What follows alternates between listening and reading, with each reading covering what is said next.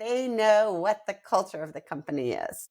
So by being able to identify your own culture, you can figure it out the others. Welcome to a brand new episode of the M&A Mastermind podcast presented by Cornerstone International Alliance. I'm your host, Nick Olsen. On this show, I get the opportunity to talk with the brightest minds in lower middle market M&A.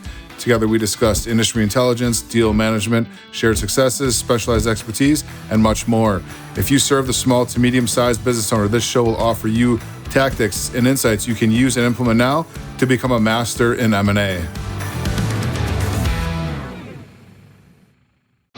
Thank you for joining us on this episode of the M&A Mastermind podcast, and a special thank you to our presenting sponsor, Cornerstone International Alliance. If you enjoyed today's discussion, don't forget to like, share, and comment. We'd love to hear your thoughts. Make sure you hit that subscribe button so you never miss an episode. We'll be back next week with more insights, strategies, and real-life experiences to help you take your M&A game to the next level. Hello, everybody. Welcome to a brand new episode of the M&A Mastermind podcast. My guest today is a founding member of Cornerstone International Alliance. She is the dynamic CEO and founder of Delta Business Advisors, Arizona's award-winning boutique business brokerage M&A advisory firm. She loves getting together with her fellow cohorts. She has been a board chair of a board seat of IBBA and M&A Source, and is, like I said, a founding member of our group. And when she's not making deals happen, she'll be hiking, sipping on some great wine, enjoying the outdoors in Arizona, the great weather. And so she's here to talk to us today about, kind of the, what does it look like after the sale of a business owner? What does those conversations look like ahead of time? And really dive into how we can help them, get the right buyer, but also help them set them up for success post-sale. So Lisa Riley is my guest here today. Lisa, welcome to the show. Thank you for having me, Nick. It's a pleasure. And I failed to mention that in my intro that you went skydiving at one point. Oh, yes. It was quite fun. Have you tried it? No, I think I'm a little too scared to try it. You should. There's no. What advice would you give someone like me if you're scared to go skydiving? Just jump. Just exactly. You'll go in tandem your first time and just let go. Because there's nothing so peaceful after they pull the chute. You're just floating. So very peaceful. Next time I'm in Arizona, maybe I should try that. I got to imagine that's a really good place to do it too. It is. Colorado's good. Pretty much anywhere. They have skydiving everywhere. So yeah. In Wisconsin, you'll just see a bunch of flat ground. A lot of farm fields, a lot of cows. So what got you into being in the M&A space? Why did you start Delta Business Advisors? Why do you love doing this so much? I actually taught at Creighton University, and demography was one of my areas. So the silver tsunami, the greatest transfer of wealth we know was and still remains to be coming. With that said, most business owners do not understand the value of their business, do not understand the process, and do not understand that the value of their business greatly depends upon the type of buyer. But that structure that buyer type brings into it may or may not match their long-term goals. So as an educator at heart, the more you know, I think the more you can make an informed decision. And like every industry, there are some amazing M&A brokers and advisors out here. And like every industry, there are some that are good and adequate, and there are some that are less interested in the client than themselves. So having that whole spectrum, which is in every industry, by the way, it's just not ours, I figured I really, really want to make sure people get the best help they can. Because this is a big pivot point in anybody's, business owner's life, is taking what a lot of these owners' identities are. Their identities have been their business, and they only get one shot at it, and they definitely have to do it right. And if they try to do it alone, outcomes may be not optimal. And so that's where someone like yourself, our listeners, really come into play and really help these people with this life-changing event. Yeah, it's anywhere from 25% to 33% of business transitions actually succeed. That means there's a whole lot that don't, which is a very personal investment in time, energy, and money on both the business owner who's selling and the strategic or the private equity group or the individual who is buying. It costs. There is a mental cost as well. So if you even think about it, worst case scenario, less than 50% actually do transition. And of those, they don't necessarily transition at the time they want, for the amount they want, or under the terms they want. And all of those are very, very important. But that identity, to take off that identity hat, is critical and needs to be understood before starting the process. Who are you without owning this company? At what point do you have that conversation with your clients? When they walk in the door, before we even take them on as a client. Take us through, what does that conversation look like? What questions you asking? What do you want to understand about that from that conversation? We really want to focus on why. Why are you thinking about this transition? Why now? What is the motivating reason? And we ask that why question in a variety of ways, because that why has to include what's pulling one away. Because if it doesn't, the identity is still very strongly there. Getting to the root of why and why now focuses on what path we're going. So if somebody wants to retire, as we know, if you're 80 years old, you may want to be looking at retirement, but we have an 80-year-old gentleman who is perfectly willing to stay working. He loves it and he is good at it, and he can be that employee. He doesn't have to be the owner.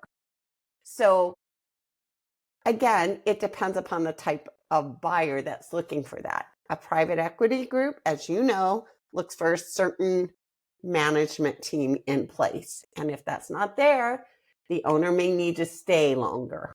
So it totally depends. If you think you're going to get the most money you can and walk away, that scenario is not happening for 99.9% of business owners. So having those conversations up front, and then asking about hobbies, asking about what they like to do, asking about when their last vacation was, what they did, who they went with, who are their friends. If you cannot name 5 friends outside of your business life, then that's where I say you need to start working on that before we can even think of selling your company.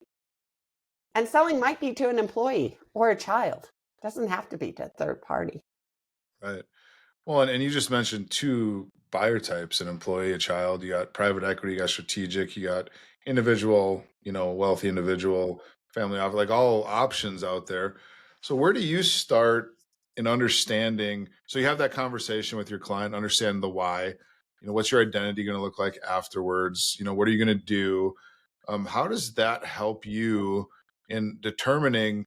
Obviously, let's take the valuation and the business aside, because obviously that plays a role. But take that aside, how do you know, or what is your process of like, the type of buyer that makes sense in my mind for you is this? I mean, is that kind of where you start thinking about what kind of buyer could be a good fit?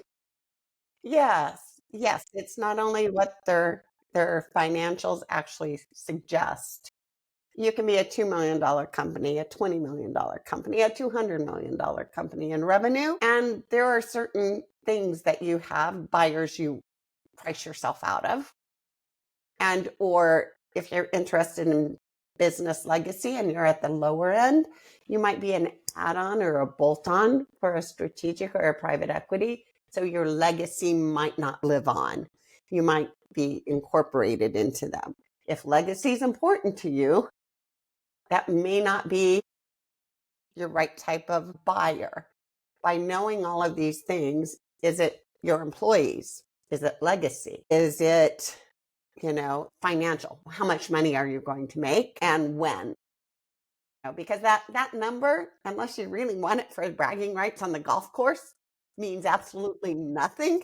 It's how much you're going to keep of that number. And when you get it, that really makes the difference. When you get it, how much you're going to net out after taxes, Mm-hmm. having that conversation too, right? Yep. Paying all those liabilities. So when you understand, so part of this conversation you're having, understanding their reasons, their whys, what their identity is going to look like afterwards. I'm thinking about, the type of buyer. And let's say the numbers make sense. So, the valuation adds up and it's a good time to sell. Like what's the next step in your process from there? Well, we do take them under contract, just like every other firm at Cornerstone International does, and any other good M&A firm. We then start pulling together their team and making sure that they have the right attorney who will actually move the deal forward, the right CPA or accountant who will identify if we need the quality of earnings, if we need an audited financials, what the tax burdens will be of different types, asset or stock sale. What does that mean to them? Start educating along the line, and then identifying and focusing on the type of buyer that is most likely going to buy their business under the terms that they will accept. We have one gentleman who is in his 60s in construction. In Arizona, there are a lot of ESOPs going on, employee stock option purchases. So the ESOPs, he does not like. He does not want a private equity group. He wants another company about his size, so 50 to 80 million in revenue, in another place that wants to get into the Arizona market. That is his goal. So then we pull together a list and we go out and procure that list. We go over the list with them and make sure, that it's a cultural fit, because I don't care what those financials are. If it's not a cultural fit, it's not going to be good for either side. We've seen that in the big businesses. We've seen that in small businesses that blow up. If it's not a good cultural fit, it just doesn't work. So Yeah, how do you gauge that? How do you judge that if it's a good cultural fit or not? Do you have any things you look at or any tips or tricks that you do to say, yes, I think, or not, this absolutely cannot be a cultural fit? Like, I know it's not. Like, how do you gauge that? well, just think of the obvious example. And this is one that we did have. A New York accounting firm was looking at growing, and they came and looked at, one of our offices here in Arizona. Suits, ties, the whole 9 yards, everything New York. In Arizona, the office they were looking at acquiring was Hawaiian shirts and shorts. Very different. Again, that is just that image, that stark contrast right there. But the other aspect is from simple customer service. How do they customer service responses? Does one have, all the ratings are really positive and good, and one have really negative ratings? That can be turned around, but there might be more issues going on. So you've got to, lift up the hood, so to say, and look under it at that. Are you talking, at what stage are you talking about that happening right now in the process? Is that before you go to market? Is this that? As early as possible, we start looking at the cultures and we identify our client's culture Their of what culture they first. have, identify it, and then we start looking out at others as well. And we show them, we say, this is the culture of this company, this is the culture. Which ones do you want us to go to first? So you're taking culture into account even before you create a buyer's list. Mm-hmm. Why is that important? Because our clients are actually focused on typically the employees, the legacy, longevity, something along those lines. And if those things are the important, then the culture is the important, way up there. If financials are important, nobody gets to go without getting what they need to make their next chapter in their life or all future chapters worthwhile. If the financial doesn't work for whatever, it doesn't matter. Right, right. But 9 times out of 10, our clients are just as focused on either employees or legacy. And excuse me. So you're doing that before, because some people take the approach of creating a buyer's list, like more is better. Like I'll put it out to anybody and everybody who's going to listen. Sounds like you don't take that approach. I would imagine, it's a lot of, noise that you're sifting through in that approach. And I would imagine there's not as much alignment on some of the NDAs you get back. Would you agree? Yes, but again, our goal is to meet all of our clients' goals. So do we throw it out there if need be? Yeah. If we can't find it, yes, it goes to the broader market because their whole goal is to exit on certain terms. The terms are the most critical. But if we can find them a good match without wasting their time or somebody else's who's not a good fit, that's why people come to us. So we find that fit and we move them along the process.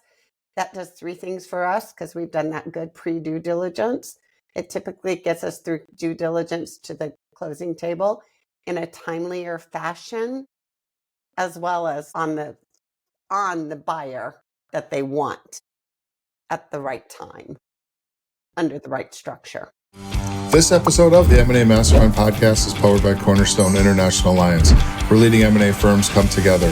As part of this international network, you get access to global opportunities, over 200 M&A experts, enhanced collaboration and knowledge sharing, and some of the best M&A tools and resources available, all to help you take your firm to the next level. Ready to join this exclusive network? Visit cornerstoneia.com/new member today. When you go through LOIs, you get, let's say, 4, 5, 6 LOIs or whatever the case may be. Mm-hmm. Are you doing anything different at that point, or re-engaging your client in those conversations about fit, culture? And is there anything extra you do because now they've sent in an LOI, like now it's real, it's getting real fast? Anything else you do differently, or how do you handle, looking at the 5 LOIs you received and looking at culture? Well, the LOIs, and this process we just did recently that worked relatively well. We asked for, because our client was so focused on finding the fit that matched his employees, because the manager had been with them since they started. The manager was 15, 20 years younger, still was going to be there and be part of it. So the fit was critical.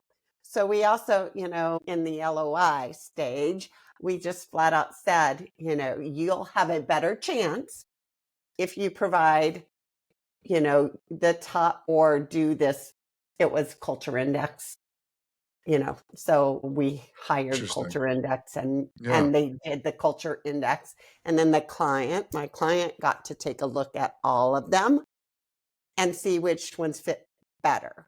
Now, the one that fit the best wasn't the one who ended up getting it, but the other 2 were very similar because, again, you have to do financial, the business, and the terms, and their terms were just better.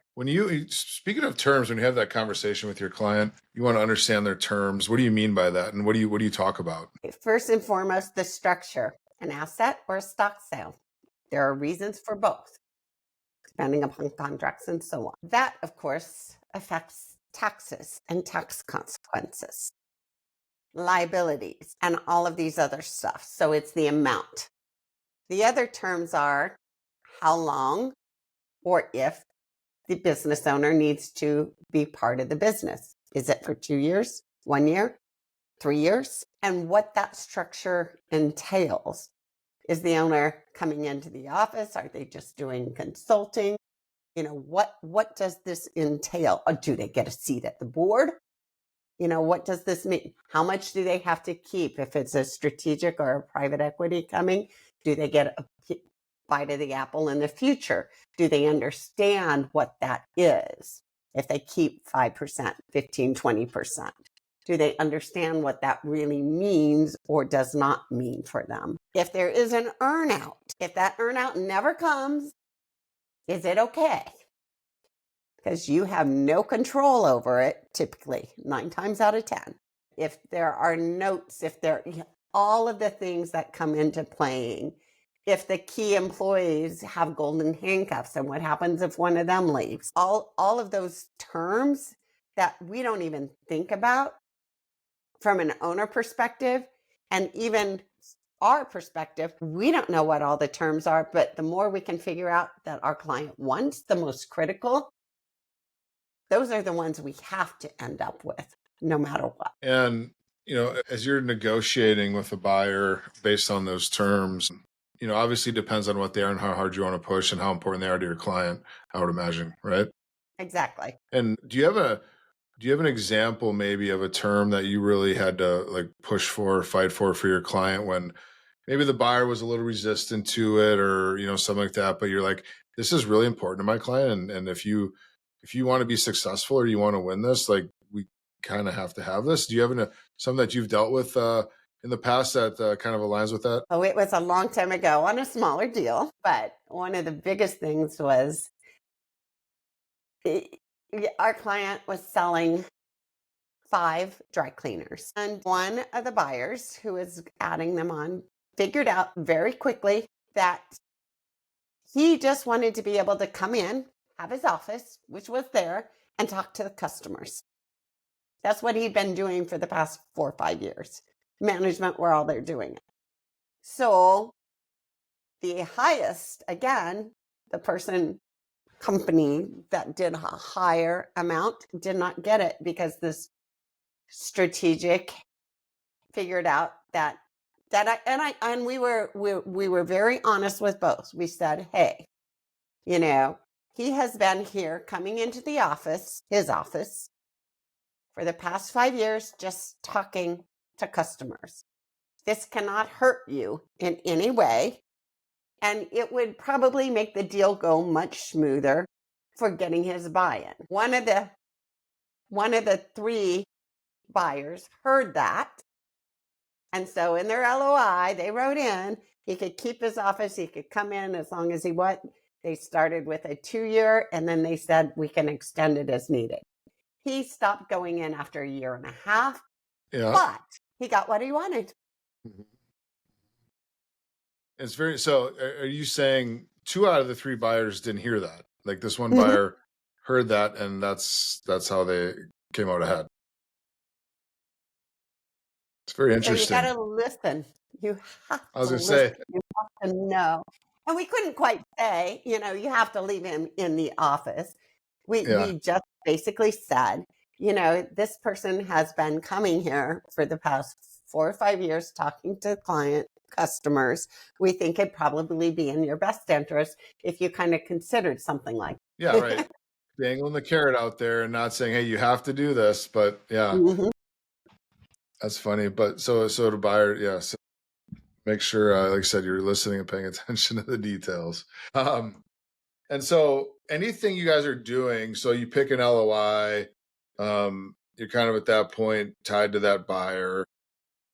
Anything that you see commonly that, that comes out from just a match perspective of anything that you look for or happens during that due diligence stage where either reinforces what you thought about culture and, and connection or maybe not. Are you still kind of looking at that stuff as you're going through this process? I mean, you're not saying, well, it's perfect, like we're good, but you still probably are keeping your pulse on that during due diligence, I would imagine. Yes. And if it's, as again, a strategic or private equity, our client will go and basically do due diligence on the other company as well. Right. It is not a one-way street in due diligence, but that is when the culture will really come out. Mm-hmm. And those conversations, those dinner conversations, informal conversations, tend to get you more information than a call like this on Zoom, right? Anything. What about even looking at fit during like the management meetings? Is that something? What about is that an opportunity to think about that as well? Mm-hmm. We were advising one high-level manager who was a friend of mine, by the way, let me preface it, and their company was being acquired by a strategic private equity acquisition. And of course, the owner said, no, we can do this all by ourselves. I sat down with her and the CFO because they were going to buy it as well. They were going to do an internal buyout, but the owner said, no, wanted to go that way. The CFO knew that there would be no place for him at the new company. And she had been running this company for the past 8 to 10 years. And so, like all good advisors, you just say, okay, these are the things you need to look out for in X, Y, and Z. She did the management meetings and we actually went through it with her. And I said, now, when you're there, you need to be interviewing them as well because you're going to be working with them. How are they doing it? And the dog and pony show was really good because everything about the companies said their two cultures did not fit or work well together. And they still went down. Sure enough, before the owner got his earnout, she was leaving the company, and they had been pushing her out because there was truly no place for her in the new company.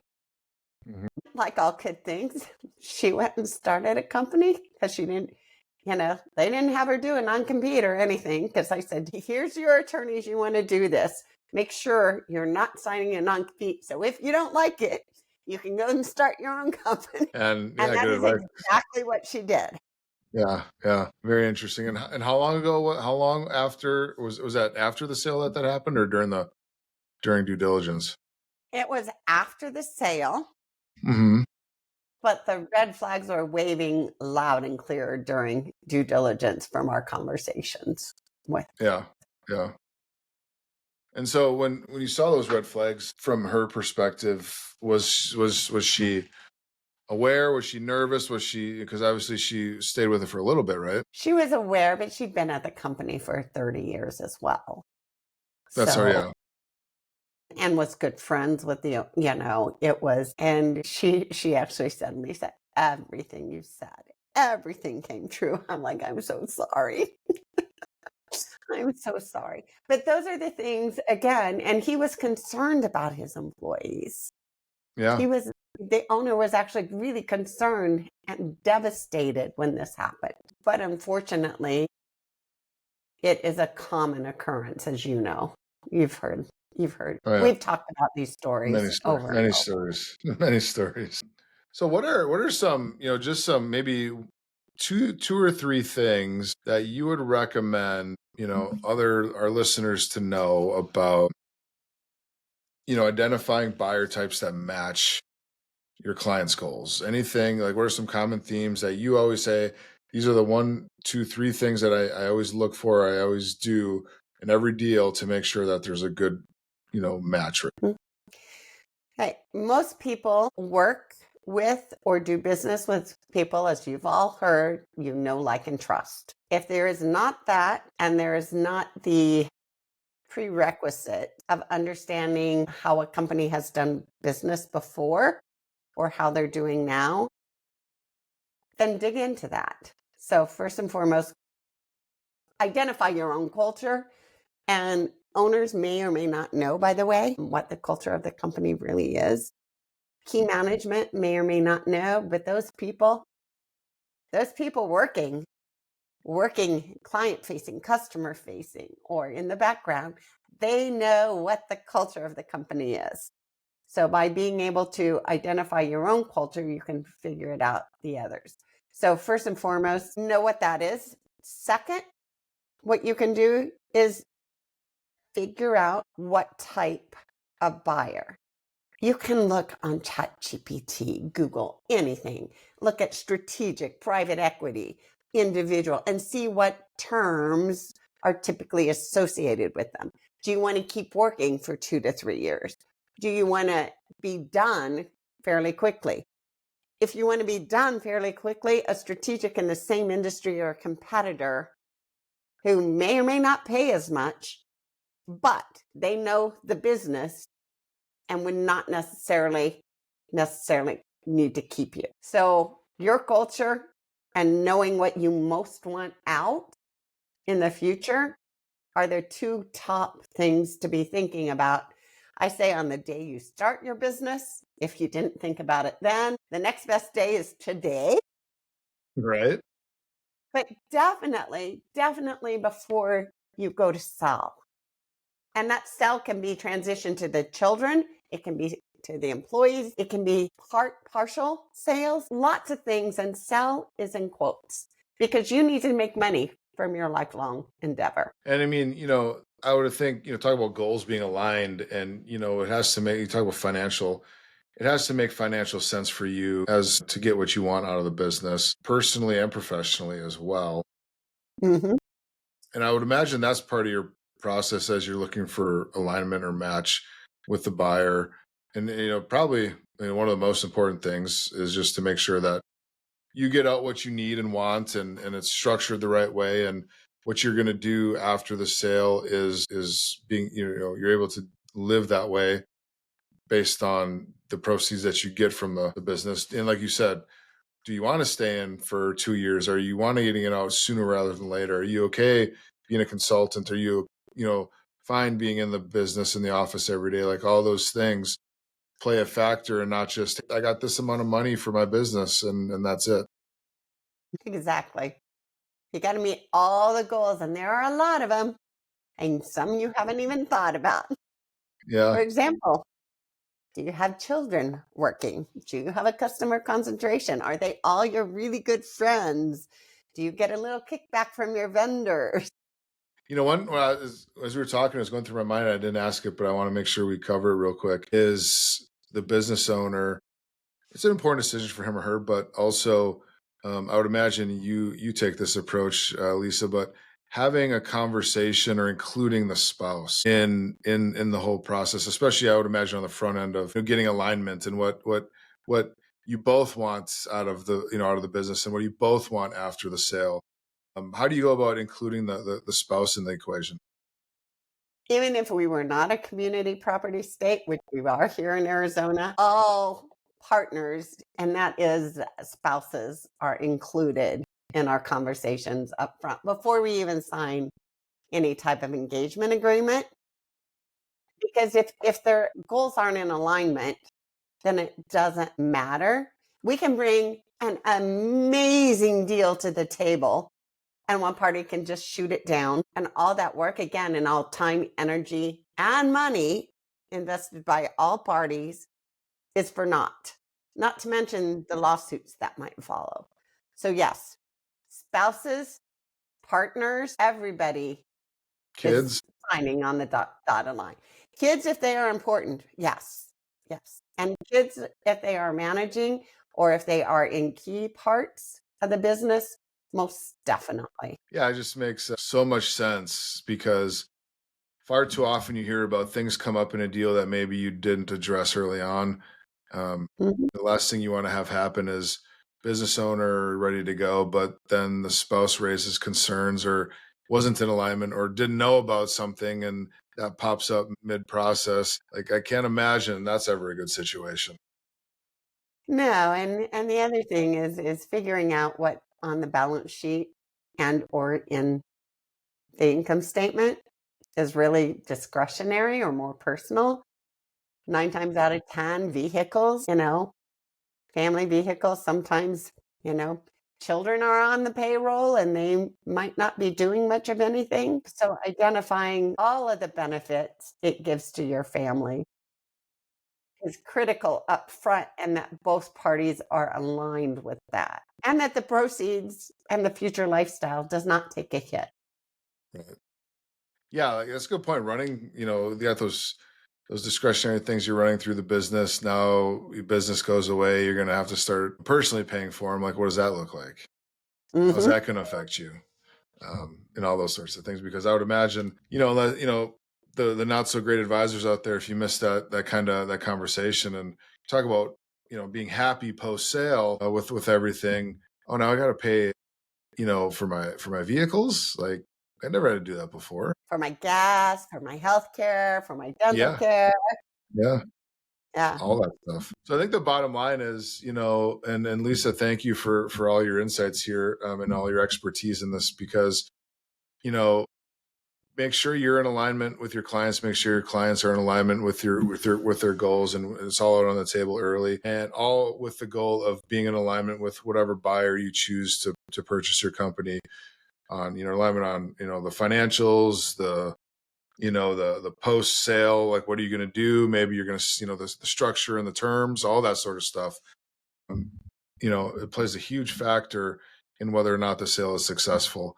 And I think someone like yourself, Lisa, who can quarterback all of that for your clients is vitally important, and why, M&A advisors and investment bankers, and we all exist to help these business owners not have to think about it on their own. We think about those things for them and walk them through it, but make sure we're all in alignment and make sure that everything is in line to have a successful post close life as well.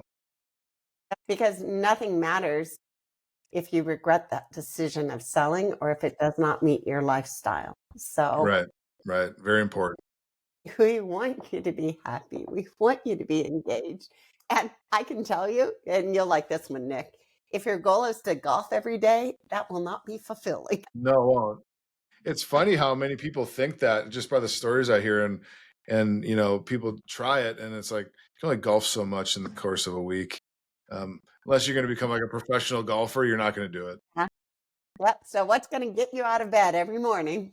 Yep. That's what you got to have something that's going to be like, I want to do this. Because that's what you've been doing for 10, for 15, many years. 30, 50 years. Yep. Last question. What's your take on, you mentioned the silver tsunami at the beginning. When is the big wave going to come through? 3 years, 5 years, 2 years? Take out your crystal ball for me. I think if you really stop and think about it, everybody's above, that last baby boomer was born in 1964. Was that 61 years old? Mm-hmm. So they might have another 10, 20 years for the youngest ones. But as everybody said, the tsunami being the big waves, I think we see little waves going through, and we've had that at certain times. Because it depends on how prepared one's business is and how prepared one's person is. Yeah. Fortunately, what's forcing a lot of the baby boomer businesses for sale that we do not like to see is those deaths, diseases, health-related issues, disputes, all of the negative things. Right. And we do not like to see that. But I would be remiss and can't get off right now if I don't expect to see a little bit of a tsunami with this AI coming for those businesses that don't want to invest in it, that don't want to go to it. They're better off getting out in the next 3 years or less, because their value will be higher than if they wait too long, if they're just very AI resistant, because it's going to change the entire landscape of every business. It's here, and it's going to only get more prevalent. That's for sure. So we might be seeing a mini tsunami here fairly quickly. Okay. I like it. We'll take a little abbreviated tsunami here now in the too distant future. Lisa, thank you so much for joining me today on this episode of the M&A Mastermind podcast. I thought it was a lot of fun, a lot of laughs, a lot of great insights, and really appreciate you coming on and sharing your expertise. Where can our listeners find you, learn more about you, and connect with you? Well, thank you so much for having me on, Nick. And there are lots of places, from our website, deltabusinessadvisors.com, LinkedIn, it's the linkedin.com, riley.lisa. If you do Lisa Riley, you will find 526 of them, plus or minus. Or simply email me, lisa@deltabusinessadvisors.com. Happy to help. I know you've always been one of our most collaborative members in Cornerstone International Alliance, and always there to help people out. So I appreciate you for that, as I know the people who you help as well. So thank you again, Lisa. Make sure to share, like, and comment on this episode. Pass it on to anybody who you think would benefit here from our conversation. Make sure to subscribe on our YouTube channel. You can find our episodes at all the places, Spotify, podcasts, or Apple Podcast, on our website at Cornerstone. And make sure to tune in every Thursday morning for a brand new episode.